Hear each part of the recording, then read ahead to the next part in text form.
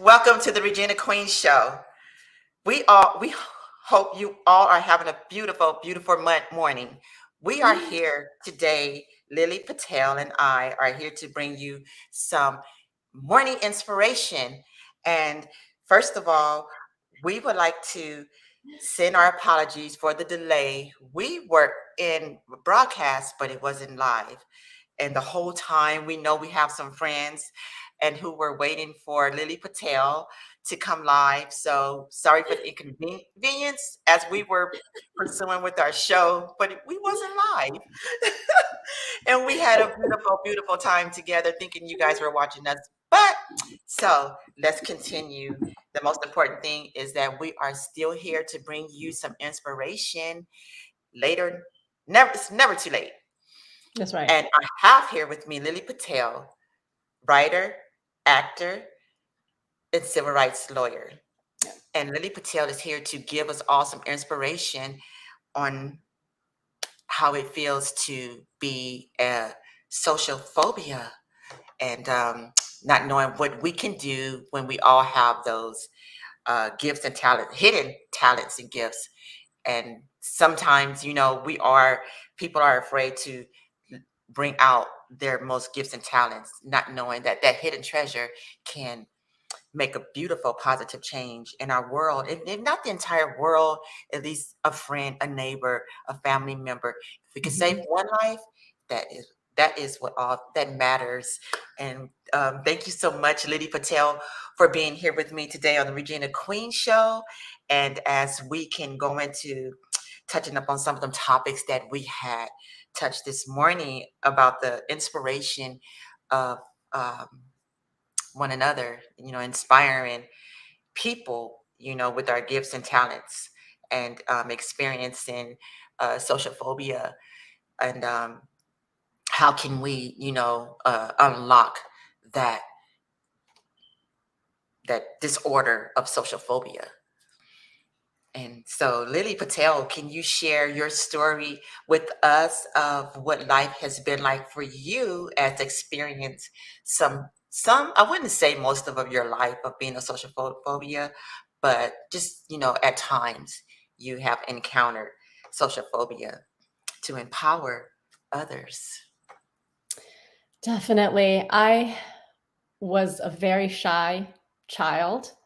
I didn't speak English until I went to kindergarten. So, and of course, it's not like I started speaking right away, but I was very shy through elementary school, was in speech classes, as I was learning how to speak English, and just very fearful of using my voice. So I I made friends, I learned about other people, but I was always afraid to just, share myself, my gifts, my voice. And for example, my parents are immigrants from Asia. And, my mom used to make me bento boxes for lunch. And other kids would make fun of me. They'd say, like, oh, are you eating raw fish? My mom doesn't She never put raw fish in my bento boxes, but the Oh, food was different looking. And so I went home and told my mom, please don't ever make me a bento box for lunch again.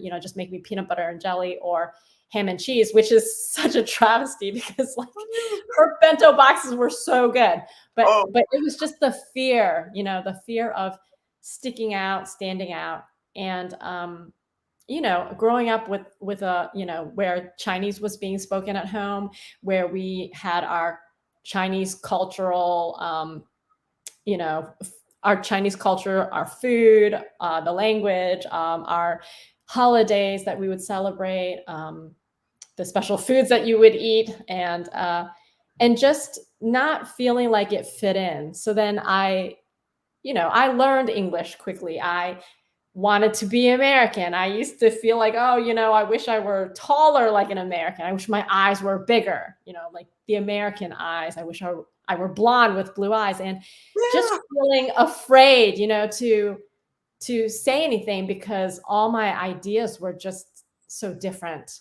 I had just a very different background. And I remember when I went to law school, I used to just every time, even in high school, And before that, whenever the teacher would call on me, I would start sweating and, my heart would be beating in my throat and I would just choke up and not be able to get a thought out.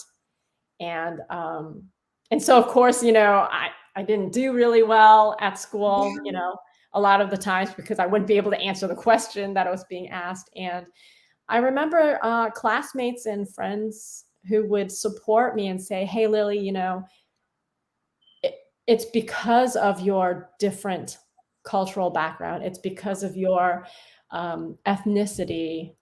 It's because you are female, instead of male at law school, where the profession is still, predominantly male, that you contribute just by being present in the classroom with your ideas, with your background. And so you should absolutely use your voice." And it's been years. Now I'm in my 40s, and it's been, I was in law school in my 20s. It's been 20 years of working on how to overcome that social, anxiety and social phobia, and to feel confident in letting my voice come out and putting my stories out there and sharing my gifts. I'm a writer, I'm a singer, and I still, I don't just perform. Like I have to build myself up and talk myself and believe that, okay, yeah, I can sing and people actually want to hear my singing voice, but I've got these, scripts. I've written many scripts, and I just started script writing last year. Before that, I wrote stories, which I have a lot of stories also, mostly unshared, unread. A lot of my Yes. just sitting on them. They're just not read, they're just sitting there. And it's the fear that nobody is going to want to read my scripts or see them on screen, or help to develop my film or film my films. And so slowly, I've been working on, okay, for example, I shared my latest script with two friends. The first friend was to ask, is this story cliche or predictable? She said, no, this is really good. And then I said, okay, it's a scene, it's a scene from the movie, one location, two actors. It would be me and the male actor. It's a epic love story, that's going to span Wow. through a lifetime, our lifetimes, and so we did a table read. But even up until right before we were going to do the Zoom and read the script together, I almost sent him a message to cancel because I was afraid. I was like, no, it's not going to work. But then I didn't, and we read through the scene, and he was like, okay, when are we going to film this? Because this is a great script. And so I said, well, let's do it in September. He was like, make sure that we do this because, like procrastination is the enemy, of Yes. Yes. creativity. It's an enemy, against gifts. So And it procrastinates. The procrastination comes in when we're feeling that fear. that's right. And not confident. Yes. Yes. And um, like you said that you didn't have a voice when you were younger, and you know I understand what you mean by the voice as well, because the voice is so powerful.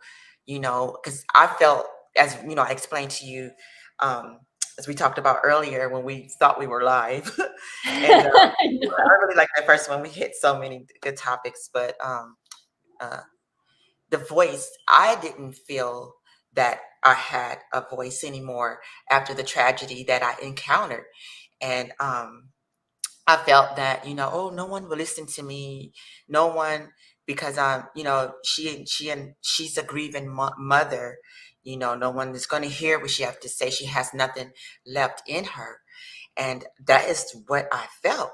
And now, um, I'm so grateful because the Most High have given me the strength, um, has put in, the power in me to be able to use my voice. And I get from other angel moms, how I have impact, their lives just That's by, right. being able to, speak, to them. And I'm really, really, really grateful for that. And I'm really, really shocked very shocked because I never ever thought that anyone would want to hear my voice. So yes, our greatest gifts are lies within us. And this is what we want to bring you guys here for this morning with Lily Patel of experiencing, if you are experiencing some social phobia, um, embrace it and take an acknowledgement to what you are going with, because some of your greatest talents and gifts are your hidden treasures, and it can change our world today with people in our world today in a positive way. So Yes. yeah, so Lily Patel, share with us what you have did, from your endeavors that you have did, and what you are afraid to let go, to unleash, some of your hidden treasures. And Right. I know Like, you spoke about, I didn't mean to cut you off, oh, one that I was really admiring, um, about the George Floyd um, series. So, right. I'm working on this series, one of my series. It's going to focus on this civil rights law firm, and I'm going to play the role of the founding partner. I am a civil rights lawyer, so I have some, knowledge about this area. But I work with a civil rights lawyer in North Carolina, and actually he's not the only one, but there are cases right now happening around the country where groups of people, like class action cases, where groups of people, classes of people, had suffered after what happened with George Floyd, and then they went out and engaged in peaceful protesting, and then got injured because of flash grenades mhm, and tear gas.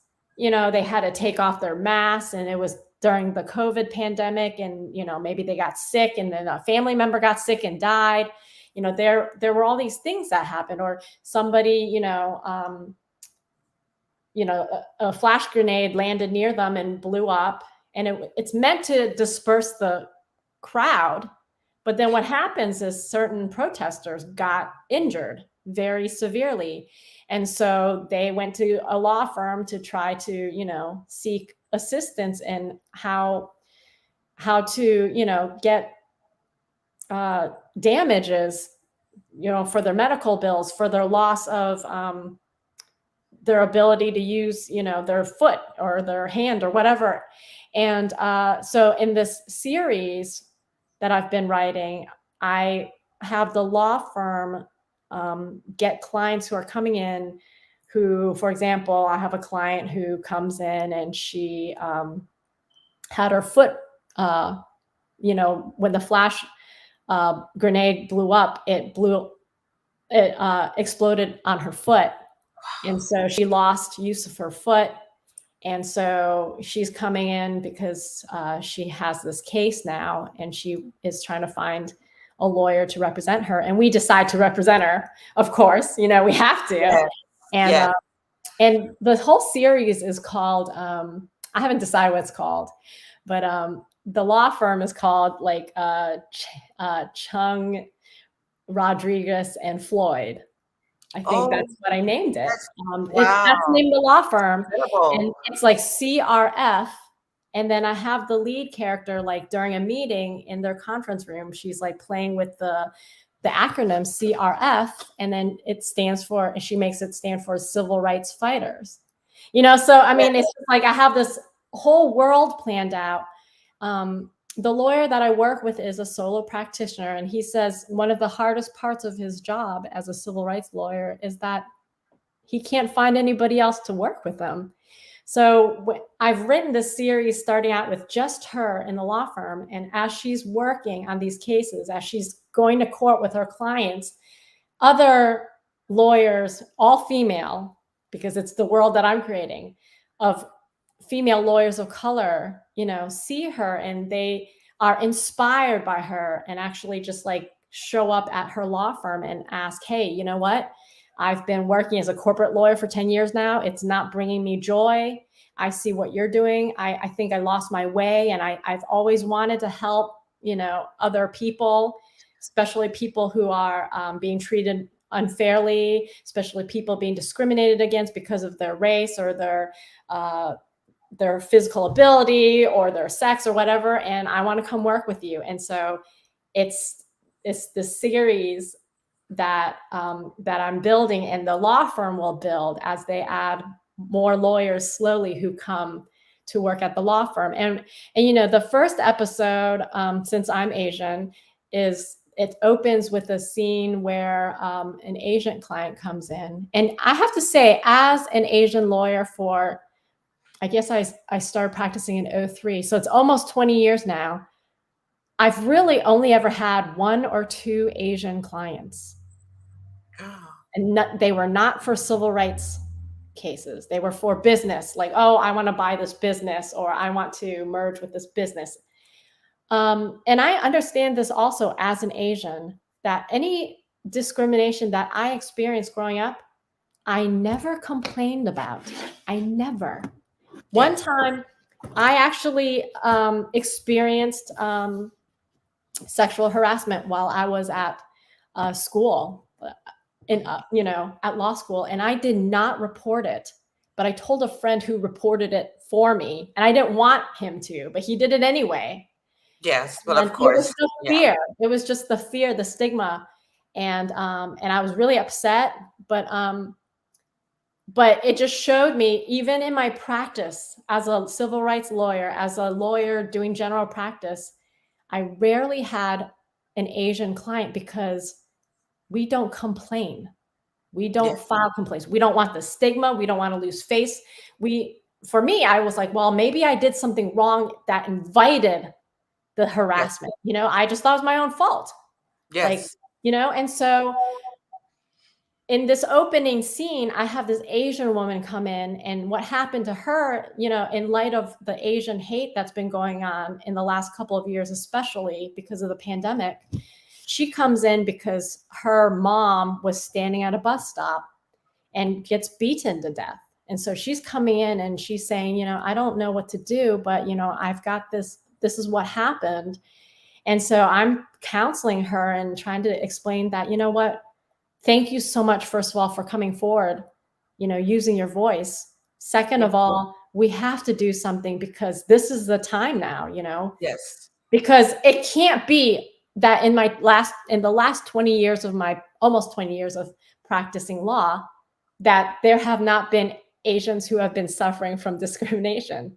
Yes. But it's like now Asians are finally coming forward and using their voice. Yes. Once other Asians see that happening, that's going to inspire people to come forward and to try to correct wrongs from the past, even, or just to help make sure that it doesn't happen again to their own children in the future. You know, like what you were saying, like when you use your gifts, when you use your hidden talents, when you use your voice, maybe it only affects the next person next to you, but it can alter the course that they take in their life for the better. You know, it can, and then what they do can have a rippling effect that really makes things better for a lot more people. It really does. It really does. Because, you know, you can impact one person, and that one person can impact another person, you know, so it's what we put out, you know, it spreads out, you know, like a domino effect. It could, you know, it taps into one to another. But my story isn't going to be like Law and Order, where they only like focus on the, you know, in the first half they focus on the crime, and then in the second half they focus on the courtroom scene. But it's going to be, you know, it's going to go more in depth into the backgrounds of the lives that were involved, you know, the characters. The lawyers have lives. We're not just like in the courtroom all the time. My law firm is going to have a full kitchen where, you know, we, instead of going out and getting fast food, because a lot of lawyers have to do that, because when we're preparing for a trial, we might be working 16 straight hours trying to get all our documents together. So we have a kitchen, you know, we have a coffee maker, and we make our own food. And I've written it into the story that, every other day I make a batch of chocolate chip cookies because the work is so difficult. Like, we need some comfort food. And what's more comforting than chocolate Yes, chip cookies, I could And imagine. so there are some scenes where, I bring into the scene like, oh, I made my sweet and sour Chinese baby back ribs, barbecue ribs. Yes. And we talk about how when the opposing counsel comes in, he's like, wait a second, what is that smell I smell in your law firm? Because Wow. we're not just lawyers, we're actually like humans and people. And and a lot of times I feel like what we see on TV, what lawyers are like, okay, yeah, like, I can be like that too. I can be a real bulldog in court if I have to be. Yes. I'd rather not. But I'm still human also, and maybe it's not written like that, like a full human being, a full character, because whoever's writing it isn't a lawyer, but I'm a lawyer. I can bring this, and I've been gifted with this education. Education is a gift. Yes. Not And everybody can afford it. it really is. Education is really a gift. And I really feel that, everyone should take advantage of, your education, whether it's, I say it's never too late, because some people are behind in That's the education truth. and then It's they go never too late. back, but it's Absolutely. never too late. So we empower, everyone to take advantage of education. So That's it's so right. very important. Of Yes. learning, of learning. Yes. It And really is. and it's my hope that, when this series finally comes to the screen, that, when little girls are watching it, they're thinking like, oh my God, like, I can grow up to be a lawyer. Yes, and see, I this is the can type I can of fight these injustices with my yes, and voice. this is the type of scenes, and stories and, movies that we would like for our youth, to see. We want them to see some real life stuff, like, how it is to be homeless, on the streets, and, how it is to, see civil people fighting That's right, for, our to be right, activists fighting for, civil rights and everything, right, and right. and we have our as babies, we are born with these gifts, certain gifts, and growing up, and then people are encountering different endeavors and tragedies and stuff like that that could be blocking them from, Yes. identifying the gift that is in them to use that gift. But seeing, you know, these type of written stories, short films, movies, the positive, it's good for our youth to see movies with some little argument and fighting, or, but to see that someone is in that movie showing who's right and who is wrong, because it's educating our youth as well to know what is right and what is wrong. Um, like, I have I want to send a shout out to a friend of mine's on my Facebook, and her name is P Chain, the Boost. The Boost. I'm not really good with names, but I follow her, and she does short films as well, and I admire, her short films, because there is a message in the films. And the one that you are writing, about the George Floyd, protests, and people having a positive, peaceful protest, should have rights to be entitled to that and not be harmed That's by right, security. absolutely. That is completely a violation of your human and civil rights. It's under the First Amendment. It's the First Amendment, to the And US your Constitution, project, the right to free yes, speech and yes, to peacefully assemble. And then yes, if you're just going out there and just exercising your First Amendment right, you are not expecting, and you should be free from, being physically harmed, or even possibly killed, when you're just doing something that's completely within your right and it's peaceful. It's just, yeah. And so I think what I fear is sometimes, it's like I feel sometimes like I'm I'm like bothering that hornet's nest, and I'm afraid that if I get these stories out there that somebody's going to hate me, you know what I mean? And Yes, try to harm me or my yes, family, you know what I mean? yes, yes. And see, that is the problem too, a feeling of what others feel.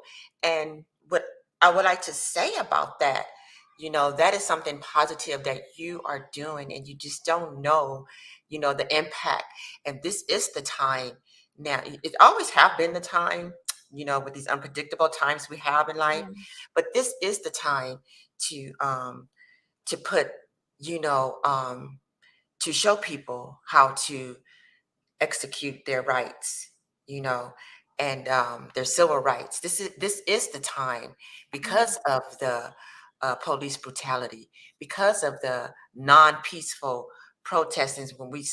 When people, citizens are going out, humanity, no matter where you're from, to fight for something that is right.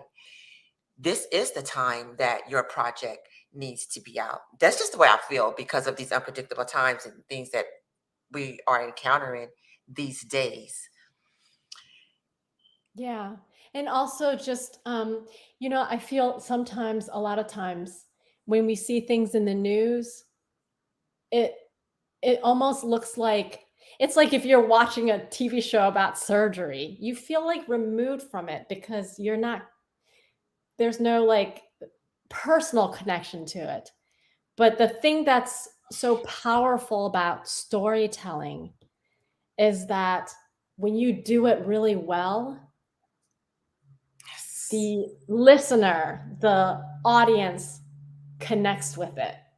And so it's so important that as a storyteller to remember that, okay, it's important always, I think, to get your ideas It out because you is never it know is who to important, connect with. because there's But a message in right, the but story. also exactly, but also, like, when I'm looking at these topics, I don't want like, when people watched what happened with George Floyd, like, I was in tears, but I'm sure that not everybody connected with it.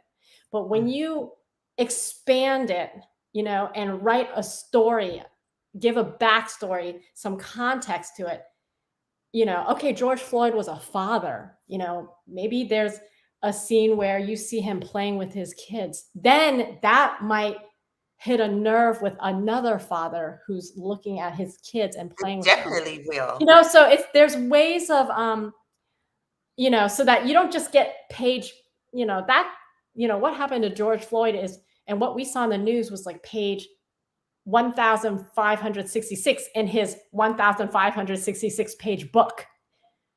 But as a storyteller, we can we can tell the other 1565 pages, we and so that people can connect and relate.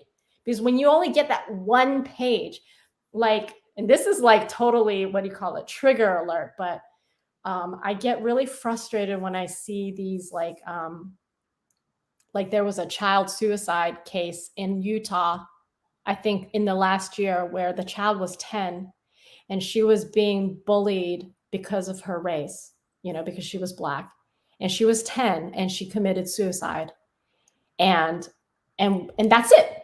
I don't know anything else about that story. I don't Yes, know if the parents are in court, filing against the school, but it's but my daughter was 10 at the time, and I just, like, took a look at her, and I was just like, "This is a huge deal," and so it's a topic that I am going to have this law firm, deal with, and we're gonna sue the school district, for not yes, protecting this child from yes, the race harassment and racially hostile environment that she was subjected to that led to this completely, irreversible tragic event. Um, but when we look at it on the news, we just get that last page or the yes, page, that one page in this long yes, story. But when you can create a television series in a world around fictionalized characters, you can expand on the story. So this girl, who committed the suicide, you can go into the backstory. You can look at the mom's story, and the parents' story, and then you can zoom out and look at her friends and how did this affect them, her 10-year-old friends. Because when something, I have a friend who his girlfriend committed suicide when they were like juniors in college, and he says like that so changed his life, because you don't expect at such a young age for that to happen. And Yes. it could alter the way that you live your own life. He's now a medical doctor. I'm sure that, that that the gift of life, is something that was made like blaringly obvious and real for him when he saw this young life just suddenly get extinguished, his, it's, but anyway, my point is, as a storyteller and in wanting to use my voice, it's important to use my voice, even when I feel fearful, like this is a trigger warning. Like, I don't know if it's going to cause, like, have bad effects, Well, you know? I suggest at least try one of your hidden projects. At least try one and see the impact that it Right, does for whoever it comes across. right. And right now, I really strongly believe the one for George Floyd, that serious, I believe that would impact so many protesters who have been violated of their civil rights. And that one is was just, this is the time now for you to bring it out, you know. I wrote like a short 5-page scene. Specifically, it was the courtroom scene, and it was about, it was the lawyer representing the plaintiffs, this class of people who were harmed during a protest, in the days following George Floyd's brutal murder. And I've had it read a few times, and I brought it up to one of my my actors and production groups and said, hey, can we make this 5-page, 5-minute film? And it wasn't like it didn't generate interest with them. So I just kind of like tabled it, and just thought like, oh, maybe it's not good, or maybe, but you're right, maybe I should take it to a different group and see like, hey, Yes. do you want to film this it's one scene in the courtroom. They're like maybe about, there are 3 witnesses that testify about their injuries. There's the lawyer who represents them. There's the opposing counsel who represents the police, force in the city. And it's in a fictional city called Randomville. And, but, and then there's a judge and there's a bailiff, and, so it could be done, but, I Yes. just, It so could far, be. it Can. hadn't like Yes. generated enough interest that I felt like, okay, I can get this done. I just Well, felt actually, insurmountable, yes. That's Yes. why I'm gonna do this other scene where it's just me and the one actor, and then we're just gonna have a camera person, and then that, Yes. I just have to Yes. get one person to be on board, Yeah.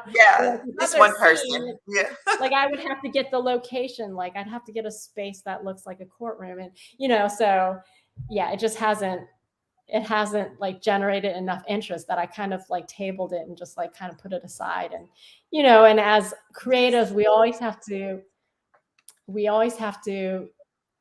go against our like discouragement and just like desire to give up Yes. at times. Yes. Yes. And do you have family members and friends that, suggest that you let go of some of that and, social phobia? you know, my family was not. I started singing when I was in high school, and it was really like my first love, my first passion. and I wanted to study singing. I wanted to go to Rome and study opera. And, but my parents, my parents are Asian parents. They did not encourage that. So I actually did not sing for years. Like I took a break from singing. I did not sing just like for years. Mhm. I've been writing for most of my life, but I have journals and diaries and stuff that I actually, some of them I even got rid of because I was like, well, nobody's going to ever see this. It's not something that my parents have ever encouraged. And that's why I became a lawyer. That was something that was encouraged. That was a job that would what they thought was a secure job that would ensure that I would be employed, which I have to be thankful to God. I've been employed for most of my life. But I do have, new friends who are in the industry who are supportive and encouraging and say like, you have to get your stories out there. You have to really like make a plan and just get it filmed, Lily, just Yes. go and do it. And Yes. but and then I have the other issues of being creative is like, okay, this is just one series. I've got this other series, that I've already written 6 episodes for that I'm like Yeah. more interested in. I've got this feature film that I'm going to, that I've been Yeah. working on. And I've got this other trilogy of films that, I want to work on. And then I have all these like short stories. And You so, have a yeah. vast amount of projects there that you need to Yeah. bring out. And Yeah. And then I feel like, okay, so I'm going to take this first step and just film this one scene because this was the easiest. But it's also, I have to say, it's also one of my favorites because it is a love story, and love has been, as long as I can remember, has been like my favorite topic ever yeah. since I was a little girl. Just like love Yes. between family members, siblings, love between romantic love, has always been like something interesting to me that I would always, pay attention to, focus. I would watch lovers, out in public. And so this is an epic love story. And so, Yes.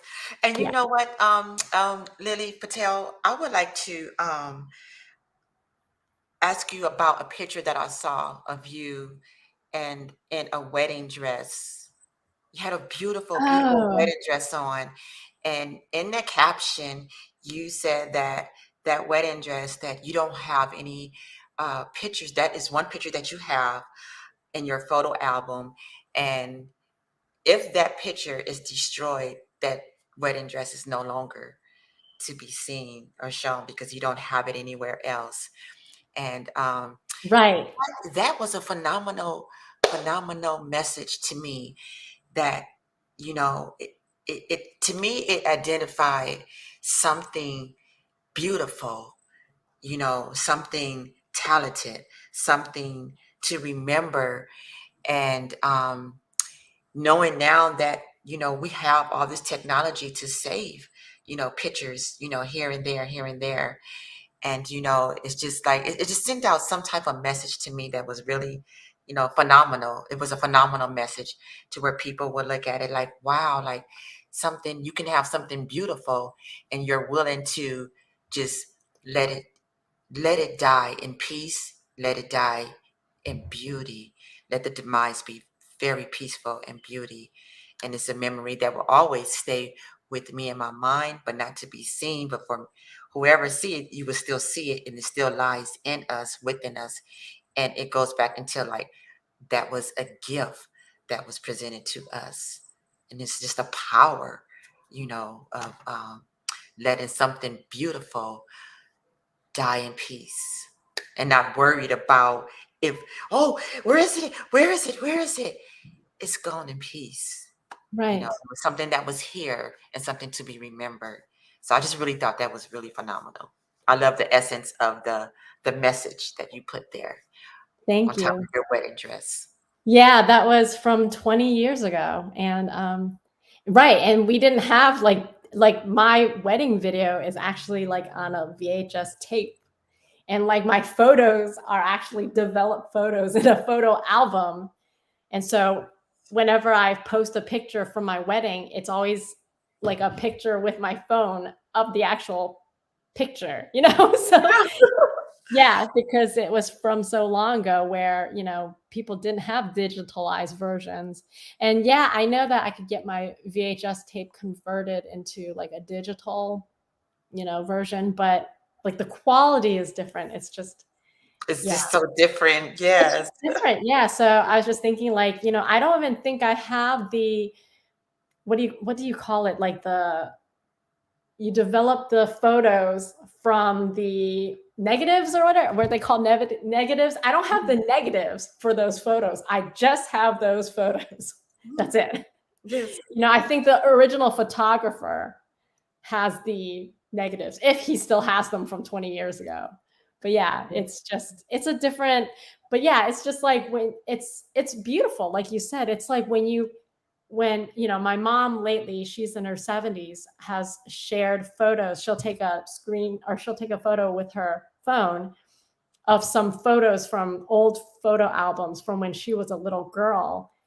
And it's just so neat seeing that, that snapshot. It's like I was saying, like that would have been page 15 in her 2000 page life now. Yeah. And it's so neat to see that, get that little glimpse. And whenever I see a picture like that, like this whole story just develops in my head because of you look at the details in the background, Yes. the location, the Yeah. expression on her face, who else was in the photo, what else was in the photo, was she holding something, like she was holding a flower or something, and There's so what much. made that There's little girl so pick up much that you can flower. find. Yeah, Mhm. there's just exactly. And oh, one more thing I wanted to say is my daughter, sometimes she's 11, gets frustrated. I hate studying history, mom. It's so boring. And I was Mhm. telling you a little bit about this. And I always say to her, well, that's because it's his story, and men focus on different things like statistics. This many people were killed during the battle. Whereas if a woman wrote about it, she might focus on different details. Oh, he had this picture in his his pocket, and it was a picture of a woman. Who was that woman? Oh, he was fighting for this woman, that he left at home. And so, we might focus in on other details where, you know, the male historian might focus on his dog tags. What was his name? Where was he from? Like just like different details. And so I was telling her, you know what? In light of knowing that you feel that history is so boring that you don't even want to learn about it, maybe that's somebody, maybe, God is giving you a message like, hey, maybe you need to start writing her story instead of history, Yes. you Yes. know, because, Yes. because we want to promote education. And if you write a fantastic her story for people to study, people want to Yes. study it. And what do And they, see, what that is that? is the gift that she can have in her, That's right. as well, and it's like, we had, as we spoke the other day about generational, you know, curses and stuff, That's right. and we pass down, what we have in us, our children can have in us the same gift that we have, they can have as well, and that was Yeah. a great message that you gave her, maybe, the Most High want you to write her story. And that was the greatest, feedback that you gave your daughter. Like, that was Thank very, very you. powerful, Yeah. to empower her, with that message. Yeah. And that was powerful message, her story. Yeah. Yes. And also, like I didn't actually embark on this journey, Mhm. of writing and performing as an actress until I had my children, because I just thought I can't encourage them that, the sky's the limit or go chase your dreams if I don't do it myself. And so it's like that you were talking about this generational curse. Like I didn't want to follow my parents' footsteps and Yes. tell my children that they need to study hard and turn their backs against their dreams, but they can go ahead and follow their dreams, because you can make a career out of the things that you're passionate about. Even just this morning my son was like, oh mom, I never want to work is so boring. I was like, you know what, you could be the person at the racetrack because you were the engineer that developed that Formula One race car.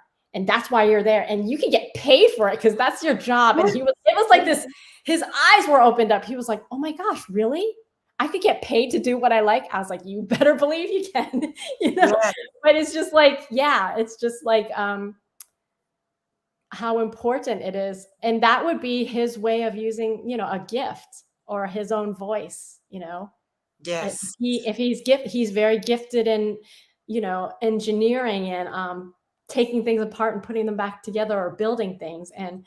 And so if he uses those gifts, people could benefit from that. But it's like you were saying, like how important it is to share our gifts, because you don't know how people could benefit from it down the line, down the road, right? So Yes. yeah. Exactly. Yes. So, yeah, um, it is so important to acknowledge, you know, our hidden gifts, and once we discover what's hidden, then acknowledge, embrace That's it, right. And share, embrace it and and share. share it. Yes, yes.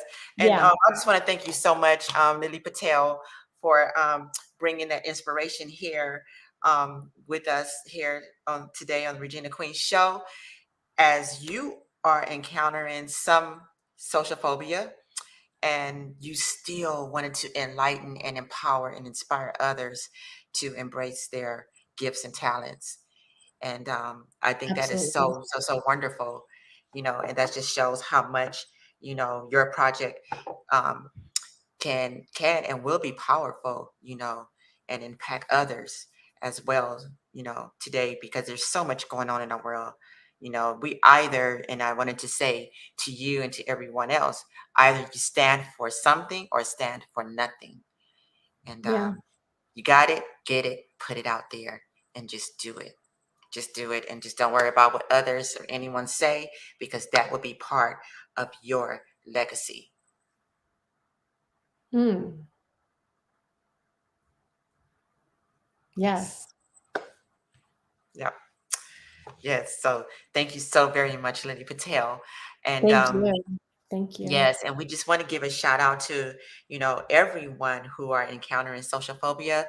We want you all to know that you are stronger than what you think you are, because I was stronger than what I thought I was, after losing my children. And we still, it comes and goes, but I'm here, you know, to be the voice for my children and others as well, and to empower, humanity. And I am so thankful and grateful to be here with you today, Lily Patel. Thank I thank you you so so much. much for letting me share my gifts and my voice. Thank Yes, you for yes. having this platform, Oh, you're so to welcome. allow us, to allow women, to feel empowered and to help empower other women and other people, not just women. Yes, yes, Yeah, thank yes, you, because it takes yes, guts too, yes, yes, to like, because to keep doing this, yes, because yes, you and never I know, maybe nobody's listening, but people are yeah. listening. They Yes, are. They are yes, they listening. are. Yes. And Yeah. and I know a lot of people do, they say, well, I do get men that say, um, okay, I can come on the show, but isn't it just for women? Because, it's Regina Queen uplifting women in all walks of life. And the reason why I started my organization for uplifting women in all walks of life, because I feel that everyone, every man, every woman comes from a woman. That's the And we truth. need to be encouraged and uplifted. We need the strength to be able to lay on that table, to go through the pain and give birth to this king or this queen, but everyone comes from a woman.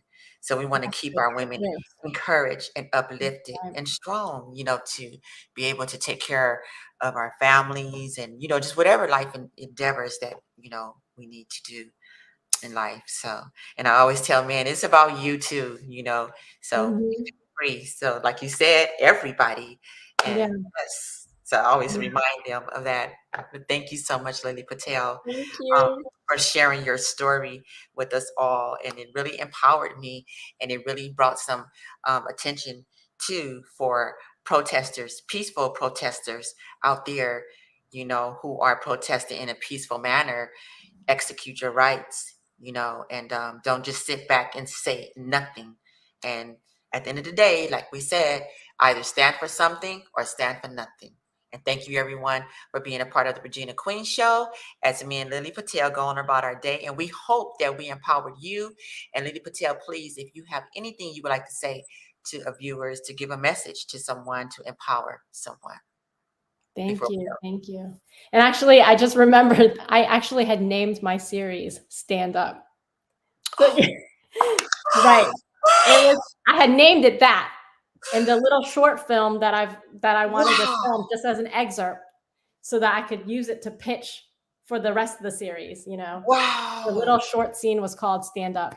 Oh Because my what had God. happened was, and especially with the lady who had her foot blown off, that's all, it was all fictional, but she was just out there trying to stand up for her brother, George Floyd. Yes. And now her foot has been taken from her and she can't stand up, but she still can because she has her voice. Yes. So the law firm is to help, we're helping, our brothers, our sisters, our daughters, our sons, our parents to stand up for their rights, for what's right. Yes. Yeah. And to give a voice to those who don't have a voice. Yes. Thank you. Thank you for that message, Lily Patel. Thank you so very much. And you have a beautiful, beautiful day. Enjoy the rest of your day. Thank you. You too. Thank you so much. And I'm looking forward to more that you do. Thank you. Thank you. Bye. You're welcome. Bye, everyone. Thank you for being with us here today on the Regina Queen Show. Again, I would love to say it again and again. Either stand for something or stand for nothing. Have a beautiful day. Bye.